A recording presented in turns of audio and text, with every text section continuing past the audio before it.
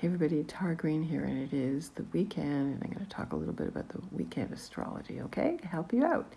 So, the moon's in Scorpio, and I'm sure you've all felt that because it's the most intense, the most obsessive, the most shadowy, the most sexual, the most secretive, the most mysterious, best for research, best for putting on your X-ray vision. You know, you can always tell Scorpio by their eyes.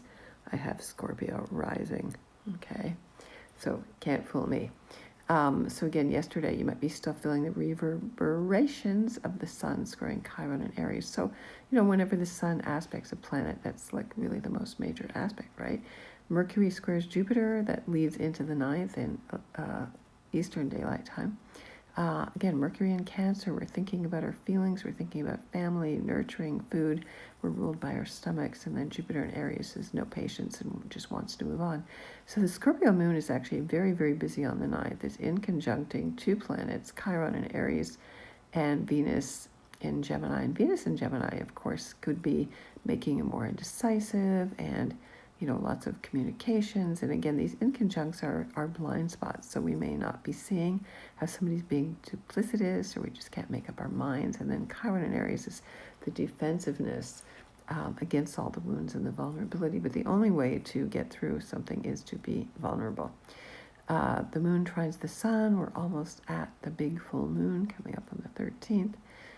The moon opposes Uranus and Taurus. So again, whenever we're dealing with Uranus energy, things are unexpected and chaotic. So you got to watch how people drive. You have to, it's hard to be prepared for things that are unexpected, right? Just like don't let anything bother you, because you know anything can change on a dime.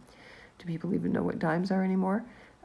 Scorpio moon, again, squares Saturn in Aquarius. And then the moon trines Neptune and Pisces. So we're dealing with the outer planets with Neptune, but Scorpio moon squares Saturn and Aquarius is more about trying to innovate, trying to get free, but maybe being held back by obsessions and resentments and not being able to let go and maybe not feeling safe. Scorpio moon trine Neptune and Pisces is extremely creative for people who are artists, musicians, great for lovers, great for psychic energy, tantric sexuality, writing poetry. And then the moon sextiles Pluto in Capricorn before it moves on the 10th to entering Sag.